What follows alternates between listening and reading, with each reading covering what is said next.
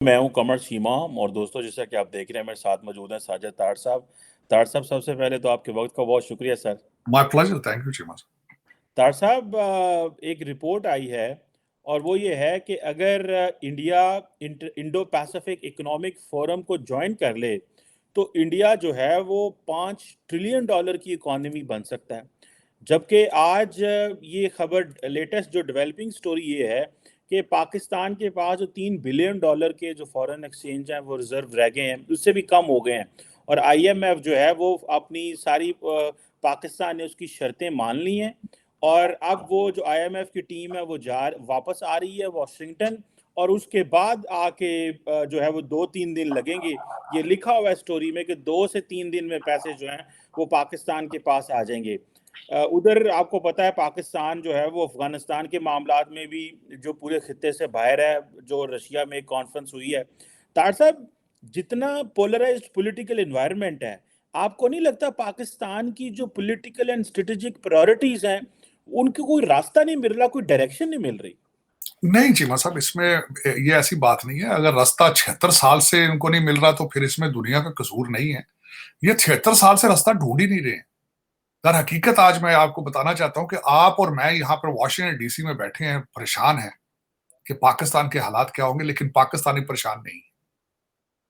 Army chief साहब London में थे, 5-6 दिन बड़े आराम से रह कर गए हैं। उसके बाद हमारे शहबाज शरीफ साहब को अगलों ने रोका है कि तुसी भाजी ना आओ इतने अगे लुट पई भुख पई है, वरना वो और आपके बिलावल साहब टर्की जाने के लिए तैयार थे। कोई इस वक्त जी शऊर आदमी अभी तक मुझे परेशान इस्लामाबाद, लाहौर, कराची में नहीं लगा। वहां वहां उसी तरह खाबे चल रहे हैं, म्यूजिक बज रहे हैं, और जिस तरह वो कहते थे ना, मुगल हनूज दिल्ली दूरस्त। तो इनको यही नहीं समझ आ रही कि 3 बिलियन से नीचे रिजर्व हो। मलक साहब अगले दिन जो पेट्रोलियम के हैं, उन्होंने बड़ी दलेरी के साथ उन्होंने कहा 20 दिन का पेट्रोल है हमारे पास भाई, कोई फिक्र दी गल ही कोई नहीं, कोई फिक्र दी गल ही नहीं, 20 दिन तक पेट्रोल है, मुकदा ही नहीं। उन्हें कहा इस्तेमाल ना करो तो मुकदा ही नहीं, भावे 40 साल प्यार में। तो दर हकीकत कौमों के मुस्तकबिल जो है प्रोडिक्ट होते हैं चीमा साहब माजी में। 76 साल का खतरनाक जो आपका माजी है, 76 साल की हिस्ट्री है, वो तो यही गवाही दे रही है कि आपके हालात सख्त खराब है इस वक्त, और आगे भी आपका कोई there is no relief in sight. किसी इस वक्त जो आपका स्टेक होल्डर पाकिस्तान के अंदर है, किसी के पास कोई रोड मैप नहीं मौजूद। आप बात कर रहे हैं कि 3 बिलियन रह गए, इनको $25 बिलियन चाहिए अगले कुछ महीनों तक वापस देने के लिए। वो कहां से आएंगे? और ये 23वां प्रोग्राम है, पहले यही आपने 22 दफा इसको सारा कुछ किया है। किसी ने आज तक, किसी के मुंह से निकला है, अमीरुल मोमिनीन ने कहा है आज तक कि आए कि ये फलां काम करेंगे, पाकिस्तान पांव पे खड़ा हो जाएगा? शहबाज शरीफ साहब ने कहा हो आए फलां इंडस्ट्री को ठीक करें। जरदारी साहब ने आज तक कहा आए जी करप्शन है, ब्लीडिंग है, इसकी बंद करें किसी तरीके से। कोई फर्दे वाहिद, कोई इस वक्त जो और दूसरा दुख वाली बात है कि जो चीज हो रही है उसको फौरन पकड़कर अदालतों में ले जाते हैं। हर सियासी मसला जो है वो अदालतों में लेके जा रहे हैं। अदालतें कौन सी हैं जिनका दुनिया में 139 से 130 नंबर है? जो अदालतें, लोगों को पता है अदालतों के अंदर क्या होता है, लोगों को पता है, उन्हीं अदालतों के अंदर ये सियासी फैसले लेके चले जाते हैं। कोई समझ नहीं आती कि अदालतों से ही पूछ लो क्या करना है यार, हमने हमारा मुस्तकबिल क्या है। अगर जज ही इतने सियाने हैं सिर्फ पाकिस्तान के अंदर, बल्कि मैं तो मैं बल्कि ख्वाहिश करूंगा कि अगर कोई मुस्तकबिल के अंदर पाकिस्तान की इस्लाह करना चाहे तो वो एक मेहरबानी फरमाए, अदालतों की अपॉइंटमेंट का प्रोसेस जो है उसको चेंज करे। खुदारा शर्म आती है अदालतों के जजों के पोर्टफोलियो देखकर, शर्म आती पसंद के जज है। लगा? आप है सारे यार चौधरी जुडिशरी जे, जिन लोगों ने चौधरी इफ्तिखार की मूवमेंट में आए थे वो सारी इस वक्त जुडिशरी वो है आपकी। मैं इनको कहता हूं चौधरी जुडिशरी। मैं हमेशा कहता हूं सिविल जज बनने के लिए फिर को 3 इम्तिहान देने पड़ते हैं। किसी वकील का माल रोड लाहौर पे सर फटा है, आज वो हायर ऑफिस में बैठा है। ये सिर पड़वाने वाली जुडिशरी थोड़ी, क्या इनसे एक्सपेक्ट करेंगे आप? और मेजॉरिटी के बच्चे टोरंटो और लंदन में बैठे हैं आपकी जुडिशरी के भी, क्या है तो आपको इनसे करेंगे? और हर चीज को चैलेंज करते। और मैंने आपके सेगमेंट में कहा था चीमा साहब, अमीरुल मोमिनीन इस्लामाबाद हाई कोर्ट से अपने केसेस को लाहौर ट्रांसफर करा रहे हैं। इसके अंदर बहुत कुछ छुपा हुआ है, सिर्फ इस बात के अंदर। और 22 करोड़ लोगों को पता है कि क्यों लेके जा रहे हैं वहां। लेकिन ये कि मैं आप उसको क्या कर, आप बात कर रहे हैं कि आज पाकिस्तान जिस जगह रशिया की बात कर रहे हैं, उस कॉन्फ्रेंस के अंदर China, India, Iran, Tajikistan, Uzbekistan बैठा है वहां पे। सिक्योरिटी एडवाइजर को उन्होंने बुलाया वहां पे। आज हमारी फॉरेन ऑफिसर मुमताज जहरा बलोच है, उनके पास कोई जवाब ही नहीं था कि हम क्यों नहीं गए। कोई जवाब नहीं था उनके पास। पाकिस्तान का एनएसए क्यों नहीं था साहब? नहीं, एनएसए तो चलो किसी ਨੂੰ ਇੱਥੋਂ यूनिफॉर्म ਚ ਭੇਜ ਦਿੰਦੇ, ਕੀ ਫਰਕ ਪੈਂਦਾ ਜੀ। एनएसए घंटे ਚ बन ਜਾਂਦਾ, ਕਿਹੜਾ ਕੋਈ ਅਸਾਂ ਤੁਸੀਂ ਘੜ ਕੇ ਬਣਾਉਣਾ ਸੀ। मैं कहता हूं सरकार, आपके इस वक्त साउथ एशियन इंस्टीट्यूट ऑफ जो विल्सन सेंटर के जो हमारे के माइकल कोलगन है, उन्होंने बिल्कुल दो चीजें आइडेंटिफाई करती हैं और मैं 100% उनसे एग्री करता हूं। वो क्या है? उनका पाकिस्तान वहां नहीं गया, इंडिया से डरता और अमेरिका से डरता नहीं गया। बिल्कुल सही ऑब्जर्वेशन है उनकी, बिल्कुल 100%। अमेरिका के क्योंकि आप कदमों में पड़े हैं कि वो अगर कुछ घंटे उनके डॉलर लेट होते हैं तो आप फारेंगे। वो किस तरह नाराज उनको करेंगे? वहां चले जाए तो इंडिया की चुदराहट आपने मान ली है। दोनों चीजें बिल्कुल ठीक की। लेकिन जो मैडम मुमताज जहरा बलोच है, वो आके आप बिल्कुल कुछ नहीं कहती, नहीं जी असं किसी होर जगह चले जाएंगे, सानू पसंद ही नहीं। कहते ने उत्थे रशिया के मौसम ठीक नहीं सी, असं की जा करना है। वो तेल क्यों लैन लगे होना, कोई एडे औखे हो रशिया तो उत्थे भज जाते हो तेल। जिस दिन अटैक होने लगा सी तुहाडा वजीर आज़म उत्थे जो टुर गया, कहंदा मैनूं तो पता ही नहीं लगा इत्थे जंग होने लगी। कभी आपने सुना है ऐसी? अमीरुल मोमिनीन जो हमारा मुस्तकबिल का फिर वजीर आजम है, उसकी स्टेटमेंट थी, कहता मुझे पता ही नहीं चला, किसी ने बताया ही नहीं कि आज जंग शुरू होने लगी है यूक्रेन की। वो खड़ा है उत्थे जा। और आज मैडम कह रही है, कहती किसी अच्छे प्लेटफॉर्म पे कहंदा असं पार्टिसिपेट जरूर करांगे। लेकिन ये कि ये कोई पहले ब्लंडर तो नहीं ना, हमारे जो 76 साल भरे पड़े, किसी के मुंह से कोई लफ्ज नहीं निकल रहा। मुझे सबसे बड़ी परेशानी ये है, हु का आलम है, हु का आलम है कि किस तरह पाकिस्तान ने सर्वाइव करना। कुछ तो मुंह चो कड्डो यार, कुछ तो मुंह चो कड्डो। सिर्फ तीन चार चीजों के ऊपर आज सारा चल रहा है। एक जज कह देता, कहता जी इलेक्शन अवाम फैसला कर देंगे। अच्छा, उसके लिए उसकी स्टोरी सुना। एक दूसरा कहता 43 इनके, दूसरा जज बोले, वो कहना 43 इनके जो 43 इस्तीफे हैं वो कबूल ही नहीं हुए, है ना, बेच जान दो। अच्छा, चीफ सेक्रेटरी साहब आपके कहते हैं हमें 42 अरब रुपए की सिर्फ सिक्योरिटी के लिए 42 अरब रुपया चाहिए। चीफ सेक्रेटरी की स्टेटमेंट है। आईजी साहब ने कहा कि इलेक्शन कराने के लिए 4.5 लाख सिपाही चाहिए, हमारे पास सिर्फ 1.5 लाख है। अगर हमारे पास 1.5 लाख सिपाही मौजूद है, हमारे पास ऑप्शन क्या है? हमें आर्मी और रेंजर बुलानी पड़ेगी। वो अमीरुल मोमिनीन पसंद नहीं। अमीरुल मोमिनीन कहते हैं कि हमारे इलेक्शनों के अंदर आर्मी और रेंजर आएंगे तो वो तो हमें एक्सेप्ट ही नहीं। भंडी मुक गई। फिर मैं हमेशा ये कहता हूं कि मैंने किसी किताब में पढ़ा था, जब हलाकू खान ने बगदाद का पत्थर से ईंट बजा दी थी, तो उस वक्त भी मस्जिदों के हमारे इमाम जो थे ना, वो सोची पे सन जी शलवार कितनी ऊंची होनी चाहिए।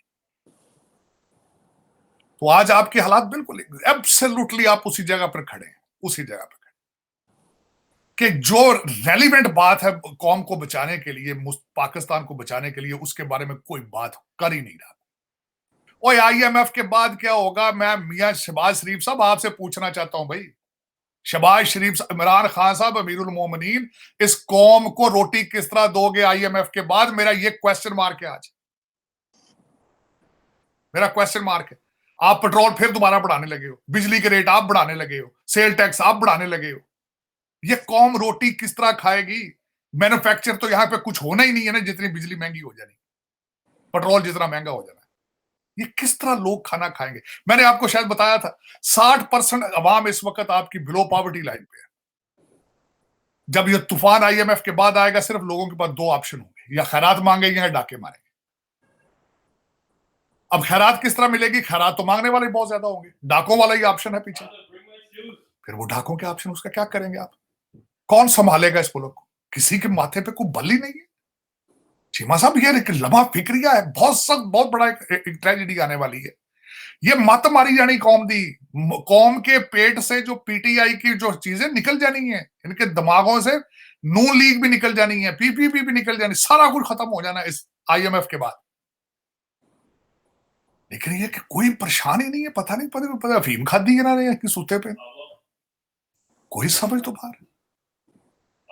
और रशिया नहीं, रशिया ना जाना मैं सब सख्त ज्यादती मैं समझता हूं, प्लेयर ही नहीं हो आप किसका ये डिसीजन हो सकता है, इतना खतरनाक डिसीजन जो है। डॉक्टर साहब वो कहते हैं कि इंडिया को हमने खित्ते का पुलिसमैन नहीं बनने देना, अगर हम रशिया चले जाते तो इसका मतलब ये था कि इंडिया की बात हमने मान ली। और आप चीमा साहब, एनएसए मोहित यूसुफ साबक ने कहा था हम वहां नहीं जाएंगे इंडियन लेड इनिशिएटिव में, बिकॉज इंडिया स्पॉइलर है अफगानिस्तान में।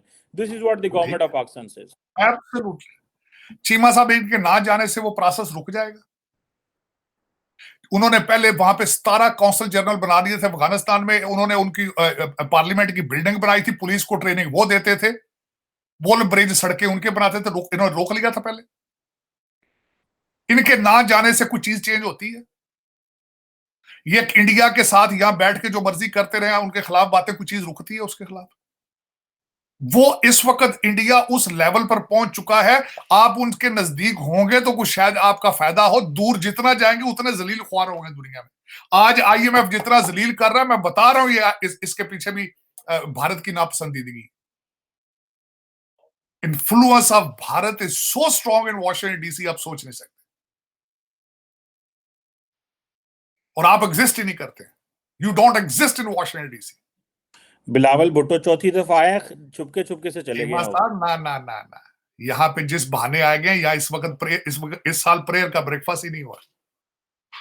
अच्छा, हाँ, ये हम सेगमेंट करेंगे इसके ऊपर फिर किसी वक्त। लेकिन ये कि चीमा साहब ये आए, वो लोग आप बलावल साहब के बारे में तो कहते हैं वो पाकिस्तान दौरे पे आते हैं, तो ठीक है, होना भी चाहिए, की फर्क पैदा है, मां प्यो का पैसा ही पड़ा, की फर्क पैदा। अंग्रेजी बंदा वाल बोल लेंदा होवे और टिकट शिकट भी ला सकता होवे, लोगों के लिए क्या देते हैं, टिकट हम अपनी जेब से लेते हैं। और यार, तो वहां पे फॉरेन ऑफिस किसने चलाना है भाई? You are a foreign minister of Pakistan. It doesn't matter कि आप you are buying your own ticket and you are going on a world आप इब्ने बतूता बन गए जाके कि मैं वर्ल्ड डिस्कवर करनी है, इस तरह नहीं होता। आपका वहां रहना जरूरी है, you have to stay there. आपका सूबा वो सबसे बड़ा सूबा है जिसमें सबसे ज्यादा फ्लड ने तबाही फेरी वहां। वो कह रहे बाहर जाऊंगा तो पैसे लेके आऊंगा ना। कितने लेकर आए ये भी पूछना चाहूंगा मैं कि आपने कुछ जब से आए हैं को 75,000 दौरा किया है, $75 नहीं किसी ने आपको दिए अभी तक।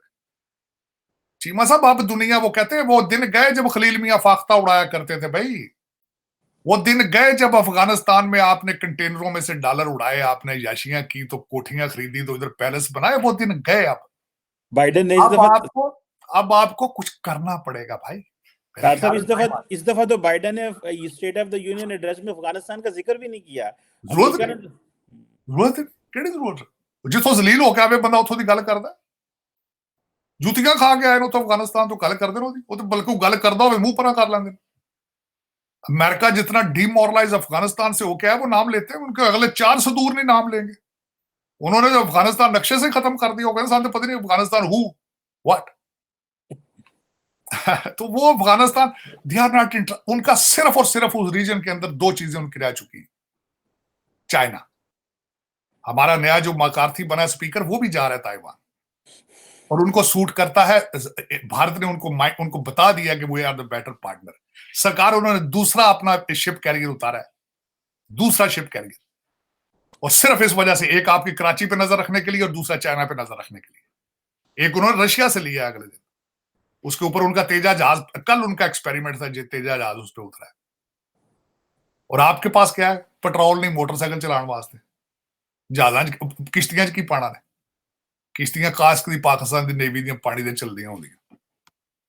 लेकिन चीमा साहब, दर हकीकत मैं जो सारा लुबे लुबाल जो निकाल ले, जितना लुबे लुबाल, बात खत्म होती है नेशनलिज्म, बात है नेशनलिज्म। जब आप अपनी नेशनैलिटी में प्राइड ना रखते हो, वही हालत होती है जो पाकिस्तान। हर बंदा आपका 5-6, वो टेम्परेरी बैठे हैं। आपका हर जो 18वीं ग्रेड का जो बंदा है ना, उनके बच्चे सारे यहाँ टोरंटो बैठे हैं, अमेरिका बैठे हैं, लंदन बैठे हैं। आप सर्वे करके देख लें, सर्वे करके देखिए। सबसे पहले तो सितम जरीफी है कि जितने डॉक्टर बनते हैं वो सारे सीएसएस कर लेते हैं, वो पढ़ते कुछ और हैं, आके अखीर पे रटा मार के तो वो डॉक्टर वो बन जाते सीएसएस अफसर।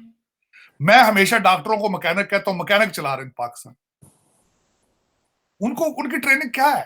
सर दर्द की दवाई दे दो, गोडे के में ठीक करने, मेदा के में ठीक करना, और उनकी पता पाकिस्तान के में ठीक करना। वो जब फिर लुट मारते हैं बच्चों के लिए अपने, फिर वो उन्होंने प्रॉपर्टियां चाहिए होती हैं उनको। और तार साहब हर अफसर यही चाहता है ना कि मुझे अमेरिका, लंदन और P5 में स्कॉलरशिप मिल जाए, मैं तो पढ़न टुर जा। वो पढ़न तो भेज देना अगे, वैसे आता है ना, वो आता है जिस दिन सीएसएस अफसर यहाँ आता है मास्टर डिग्री करने, वो वापस नहीं जाता, वो जिस्म अपना ले जाता है, दिमाग और दिल यही छोड़ जाता है गोरियां दे विच।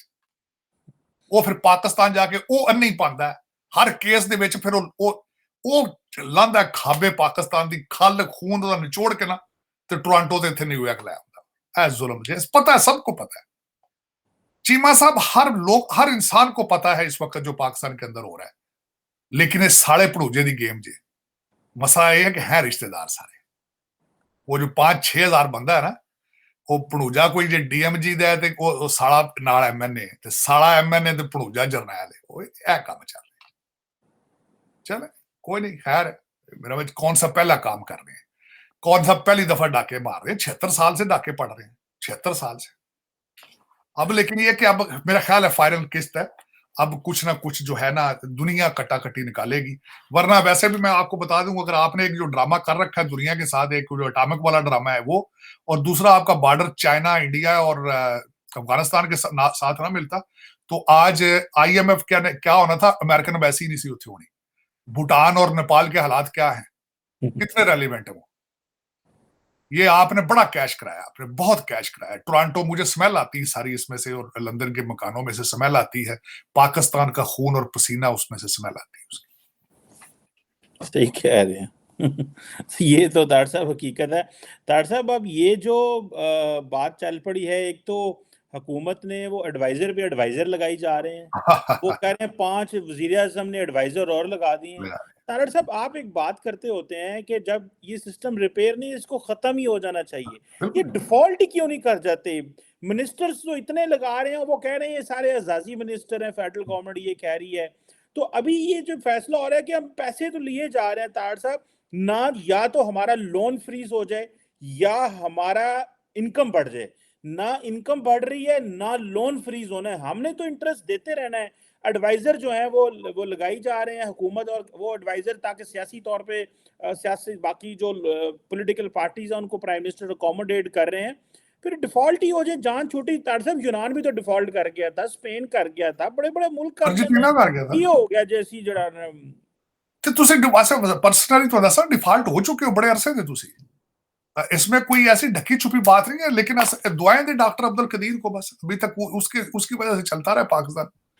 लेकिन वरना आपके पास कुछ सलाहियत तो है नहीं है। मुझे तो वो ब्रिटिश उसकी वॉइस रहा की बात आती याद, जब वो चले गए थे 1947 में, उसने लिखा था खत में, उसने कहा they don't know how to govern themselves.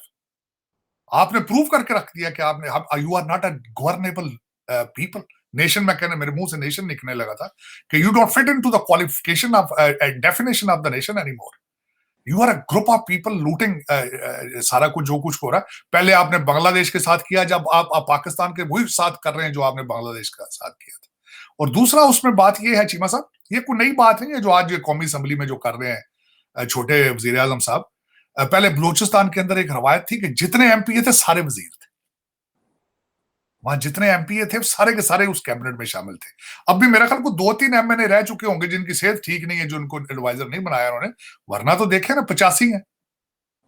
कुछ पीछे 10-15 ही रह गए उन्होंने एमएनए। मैं तो कहना उन्होंने भी बना दो, की फर्क पैंदा, की फर्क पैंदा सरकार। ਤੁਸੀਂ ਕਿਹੜਾ ਤਰੱਕੀ ਕਰਨੀ, ਤੁਸੀਂ ਕਿਹੜਾ ਬਚਣਾ, ਤੁਸੀਂ ਕਿਹੜਾ मेरा ਤੁਹਾਡਾ कोई प्रोग्राम है जिंदगी ਦੇ ਵਿੱਚ कि पाकिस्तान भी कुछ करे, पाकिस्तान को भी कुछ करे। मैं आज किसी से बात कर रहा था, अमीरुल मोमिनीन ने आके स्टार्ट बड़ा अच्छा लिया था, गाड़ियां बेची, भैंसे बेची, फिर हेलीकॉप्टर से नहीं उतरे थे।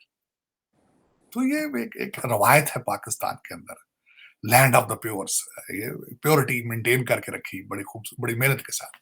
क्या कहा जा सकता है चीमा, सब ज्यादा सर आज स्टेट डिपार्टमेंट ने एक स्टेटमेंट दी है अभी थोड़ा देर पहले, और यूएस स्टेट डिपार्टमेंट के काउंसलर हैं डेरेक शोले, उन्होंने कहा है कि हम पाकिस्तान की जो इकोनॉमिक सिचुएशन है वो अमेरिका की टॉप प्रायोरिटी है और हम हर तरह पाकिस्तान की मदद करेंगे। आप ये समझते हैं कि क्या आईएमएफ के ज़रिए करेंगे, कोई लोन फ्रीज़ कराएँगे या कि वो समझते हैं मदद तो अमेरिका वैसे यूनान की भी कर रहा था, वो भी तो डिफ़ॉल्ट कर ही गया है ना, ग्रीस भी कर रहा था, बाकी मुल्कों को भी कर रहे थे। सो ये आप समझते हैं कि ये पाकिस्तान ये इसका नजायज़ फ़ायदा उठा रहा है कि जी हमें कह तो रहा है अमेरिका कि ठीक है आईएमएफ के ज़रिए, वर्ल्ड बैंक के ज़रिए इनको पैसे दिलाते रहेंगे। डू यू थिंक कि ये चीज़ में कोई जान है, ये जो अमेरिकन्स कह रहे हैं? नहीं, मेरे ख्याल में नहीं जी, मतलब वो एक सियासी सा बयान है, छोटा-सा, टूटा-फूटा। अगर अमेरिका सीरियस होता तो आईएमएफ आपके बाजू इतने ज़्यादा मरोड़ते ही ना, नंबर 1। और दूसरा ये है कि ये आपसे ना वो कहते हैं ना, नक ना लकीरां ना कढांदा आईएमएफ उतो जाके, आज भी कढा रहे हैं। आज भी आपके जो सेक्रेटरी हैं फाइनेंस हमीद शेख साहब, उन्होंने कहा है जी कि वो चंद शर्तें कहते टाइपो जे रह गए 2-4 कहते साडे गलतियां हो गई, क्लर्कां ने करतियां ते शाम तक ਅਸੀਂ ਲੈਟਰ ਠੀਕ ਬਣਾ ਲਾਂਗੇ, ਸਮਰੀ ਜਿਹੜੀ ਨੇ ਕੱਢ ਲਾਂਗੇ ਅਸੀਂ। ਤੇ ਲੇਕਿਨ ਇਹ ਕਿ ਚੀਮਾ ਸਾਹਿਬ ਨੱਕ ਨਾਲ ਕਢਾ ਰਹੇ ਲਕੀਰਾਂ ਉਹ ਤੁਹਾਡੀਆਂ, ਅਮਰੀਕਾ ਨਾਲ ਹੁੰਦਾ ਤੇ ਨਾ ਹੁੰਦਾ। अमेरिका आपके साथ नहीं है। अमेरिका आप सिर्फ बातों शातों से आपके साथ है, वरना वो उन्होंने मेरे ख्याल में कह दिया कि ऐसी मोहब्बत से हम बात है। वो अब वो कहते हैं कि भाई आप इस तरह करें कि पहले कुछ आप आपकी वो कहते ਤੁਹਾਡੀਆਂ ਪ੍ਰਾਪਰਟੀਆਂ ਸਾਡੇ ਨਾਲੋਂ ਜ਼ਿਆਦਾ ਨੇ ਲੰਦਨ ਦੇ ਵਿੱਚ, ਤੇ ਪਲੀਜ਼ ਤੁਸੀਂ ਧਿਆਨ ਕਰੋ ਆਪਣਾ। ਤੇ वो अब मेरा मकसद चीमा साहब इस वक्त जिस तरीके से मैं आपको ये गारंटी कर देता हूं कि आईएमएफ और फैटफ के अंदर जो आपके साथ हुआ है सब भारत की लॉबी की वजह से, और आगे भी आपके साथ जो मुश्किल वक्त आएगा वो वॉशिंगटन डीसी की लॉबी जो भारत की है वही कराएगी आपके साथ। और आप उसको, वो कहते हैं ना, you can not touch this. उसकी वजह यह है कि आपके अंदर नेशनलिज्म ही नहीं है। आप पाकिस्तानी रहना नहीं चाहते। आपका हर पढ़ा लिखा बंदा, मैं छोटी सी बात बताता हूँ आपके, इस वक्त अगर सुने पाकिस्तान का हो क्या है, तकरीबन 22,000 बच्चा ए लेवल ओ लेवल करता है। उनमें से 8,000 बच्चा ऐसा है जो एचईसन का स्टूडेंट है, जो आपका इस वक्त आपकी जितनी जुडिशरी है मेजोरिटी 70% जिन्हें बड़े जज ने वो सारे एचईसोनियन है। उसके बाद आपकी जितनी 70% कैबिनेट हर दौर में हुई है वो एचईसोनियन हुए। आपके जितने इस वक्त मल्टीनेशनल कंपनियां जो बड़े बिजनेसमैन है सारे कराची ग्रामर स्कूल के पढ़े, जरनैल जिन्हें सारे वो हसन अब्दाल दे पढ़े। इतने स्कूल काट दिए, पीछे पता नहीं बंदे कार की रहे पाकिस्तान च, पिछले सारे इररेलेवेंट। ये 8,000 बच्चा मैंने आपको बताया, ये 8,000 जो लोग हैं पाकिस्तान की तबाही के सारे ये आपके ये जिम्मेदार है। और बड़ी और सारे के सारे जो है मेजॉरिटी एचईसन, आपको मैं शायद पता ही होगा कि ब्रिटिशों ने बनाया था अपने एजेंटों के बच्चों के लिए, जो ब्रिटिश एजेंट से उनके बच्चे पढ़ते थे। और ये सारे हमारे पास सारे अब साथ कुछ और एजेंट शामिल हो गए, आईएमएफ के एजेंट भी शामिल हो गए, वर्ल्ड बैंक के एजेंट भी शामिल हो गए। और मेरी ये ख्वाहिश होगी ये तालिबान से क्लासें ले लें जाके। शेख हफीज साहब से मेरी ख्वाहिश होगी, शब्बर जैदी साहब से, रजा बाकर साहब से, अपने इसहाक डार साहब से, ये जाके कभी उनसे कुछ क्लासें ले आए, हफ्ता डेढ़ तालिबान इंस्टीट्यूट ऑफ इकोनॉमिक्स से अगर कोई पढ़ लें काबुल जाके हफ्ता एक, तो पाकिस्तान की किस्मत बदल जाएगी। उनके 89 अफगानी का $1 है और सारा डॉलर यहां से गया है 89। और उन्होंने अब कह दिया कोयला लेना है, डॉलर लेना जी। डॉक्टर साहब उन्होंने बड़ी बेइज्जती की है हमारी, वैसे बड़ी बड़ी बेइज्जती की है उन्होंने। मेरी ख्वाहिश है कि ये हमारे जो ये नौरतन है जिनका मैंने नाम लिया, ये Taliban institute of economics Kabul से अगर जाके हफ्ते का रिफ्रेशर कोर्स कराएं तो शायद पाकिस्तान की किस्मत बदल जाए। उनकी करेंसी 6% बेहतर हुई है, हमारी 37% नीचे आई है। बिल्कुल। और वो मोटरसाइकिलों ते जो खोतियां ते जो फिरते पे, तो साढ़े पीएचडी हैं जी, डॉक्टर रजा बाकर साहब, माशाल्लाह माशाल्लाह, वाह वाह।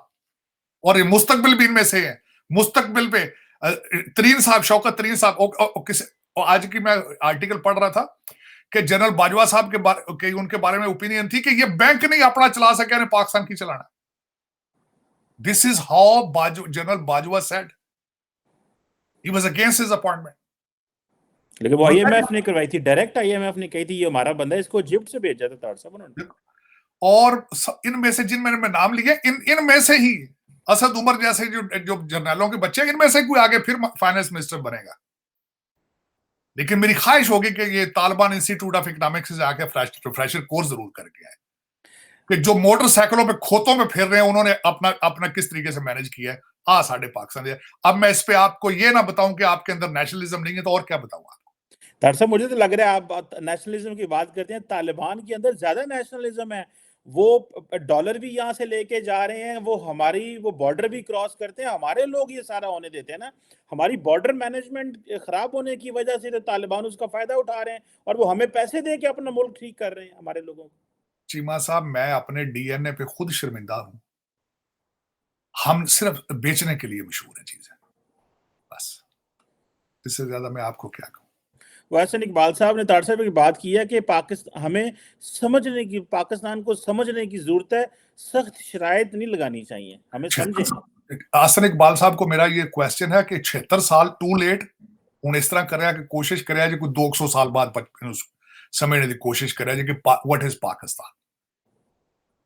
मेरी नजर में तो पाकिस्तान आपने क्रिएट ही नहीं किया, फाइलों में बनाया पाकिस्तान आपने। ये कंट्री नहीं इस तरह चलते जिस तरह आप पाकिस्तान चला रहे हैं, और चलाया ही नहीं आपने। सबसे बड़ी बात है चलाया ही नहीं। आज तो आप अकॉर्डिंग टू पॉलिटिकल साइंटिस्ट, आज आप स्टेट की डेफिनेशन में नहीं आते।